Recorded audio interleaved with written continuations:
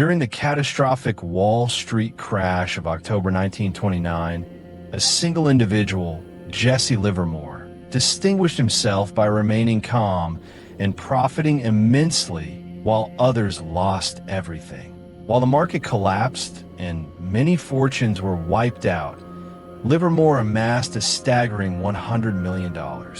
His success wasn't due to luck or insider information, but was the culmination of a unique trading philosophy he developed from a very young age. To understand his methods, one must look at his early life. At just 14, Livermore worked as a boy copying stock prices from ticker tape. He didn't have formal training or mentors. Instead, he developed a profound ability to read the market's behavior, what we now call price action, by observing patterns and rhythms in the numbers. This foundational skill, built on pure instinct and meticulous observation, allowed him to see the signs of the impending crash that others, blinded by greed and panic, completely missed. To understand how a 14-year-old boy with no formal training could predict and profit from such a monumental crash, you have to go back to his humble beginnings. The early years, learning to read markets. Section 1. The boy who watched the tape. Jesse Livermore's trading genius wasn't forged in a classroom or through mentorship. It was born from pure, unadulterated observation. As a young boy, his job was to stand in front of a wooden quotation board, copying numbers from a ticker tape. While most people would have seen a chaotic blur of figures, Livermore saw a deeper truth: the market's rhythm. He was so meticulous in his observation that he began to instinctively recognize patterns.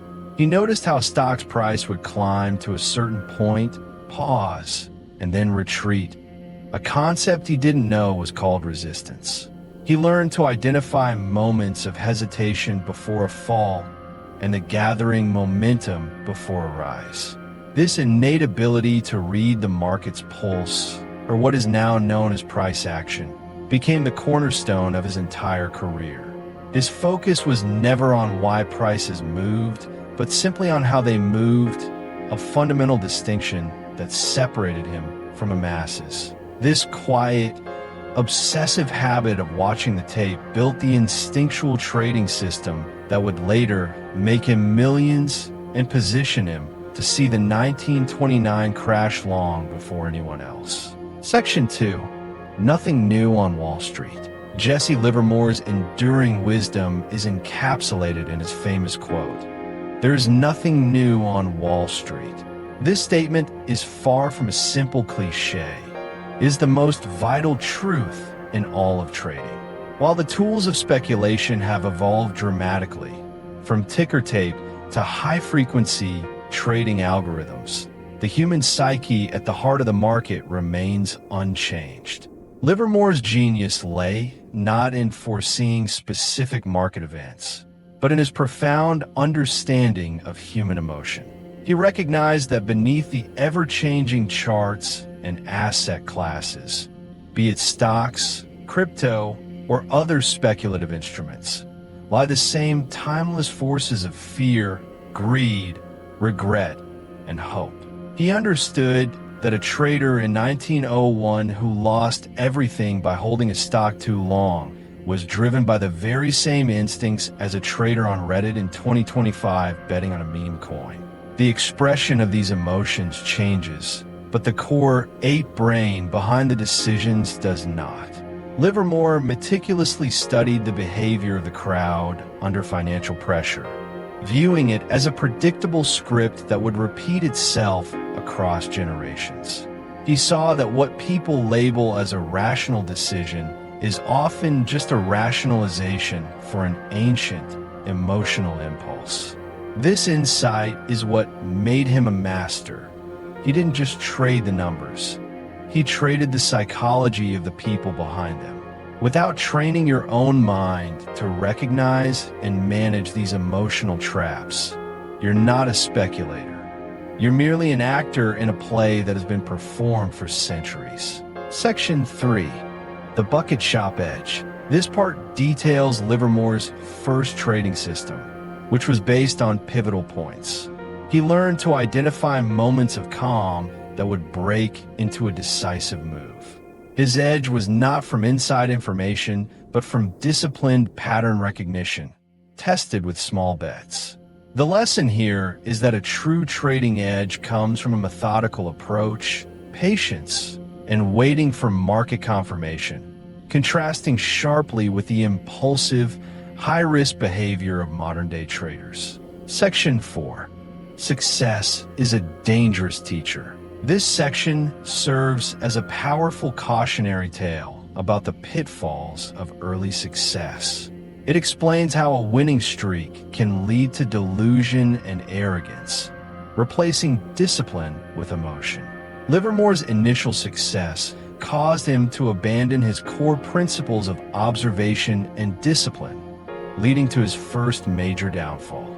The text emphasizes that the market does not reward ego, and that the most dangerous losses often follow a period of great success when a trader becomes complacent. Section 5. Losing to learn. This part explores the critical period of Livermore's career after his first major losses. He didn't run from his failures.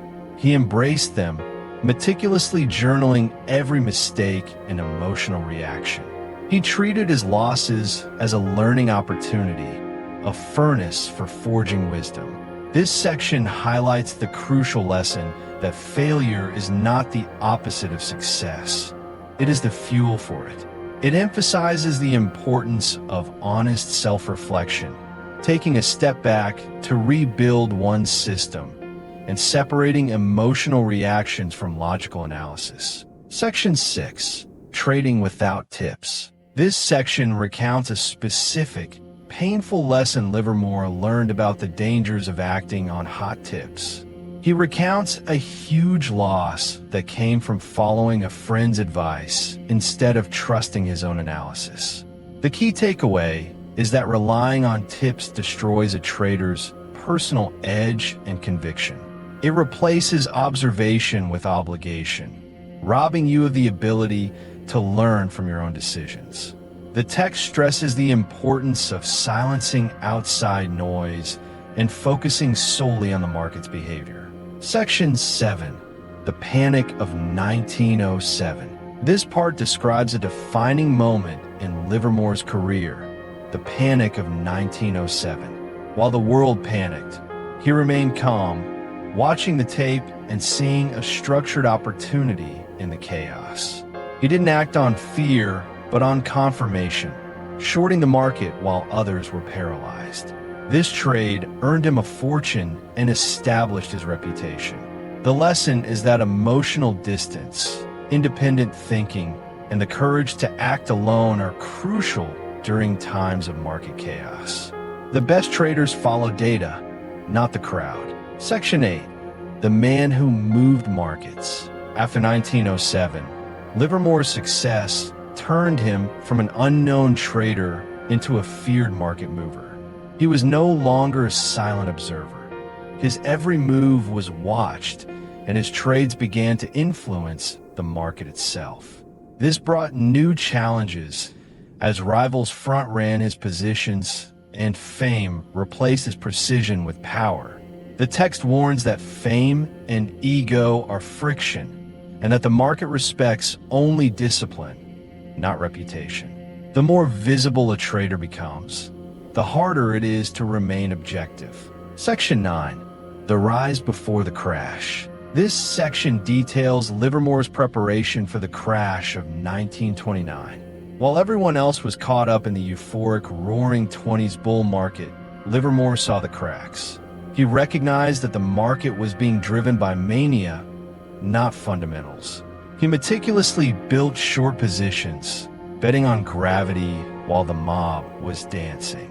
This highlights the importance of independent thought and the courage to prepare for a collapse while everyone else is celebrating.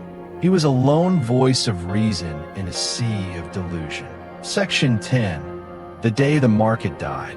The final section describes the infamous Great Crash of 1929. While the world's financial system was collapsing, Livermore remained calm and capitalized on his years of patient observation and preparation. He made a staggering $100 million by shorting the market, proving that hope is not a strategy, but shorting hopium is. This monumental trade cemented his legend, but also came with a heavy price: public rage, death threats, and isolation. It serves as a final, powerful reminder that aligning with the truth of the market is profitable, but often a lonely path. Section 11. The Curse of Winning Too Much. This section explores the dark side of extreme success. Livermore's ultimate victory in 1929 led to a loss of the very hunger and humility that drove him. He began trading based on his reputation and ego, rather than on his disciplined observation of the market. The text argues that success can atrophy a trader's instincts, turning a once sharp hunter into a complacent legend. His slow, quiet financial erosion was a result of this internal drift away from the core principles that made him great. Section 12. Losing Your Edge. This part delves into the subtle but critical difference between a trader and their trading state. Livermore's system hadn't changed, but his mindset had deteriorated. He was no longer detached and focused. He was reactive, emotional, and chasing his past glory. The text highlights how a toxic cycle of forced trades, revenge trading, and ego-driven decisions led to a complete loss of his edge. The key lesson is that trading is not just about a system, but about the internal conditions of clarity and discipline. The market punishes self-deception and emotional trading, no matter how successful you once were. Section 13. The Final Trade. This section provides a somber and powerful conclusion to Livermore's life. His suicide note reveals that his final battle was not with the market, but with his own internal turmoil. Despite having money, he was broken, having lost his sense of control and hope. This is the ultimate lesson. Wealth without peace is a gilded prison. The market can be mastered, but if a trader neglects their own psychological and emotional state, no amount of money can provide true security or happiness.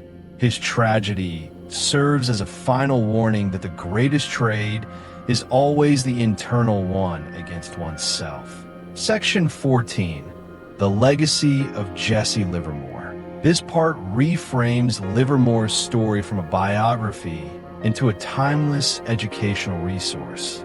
His life serves as a blueprint of brilliance and breakdown for every modern trader.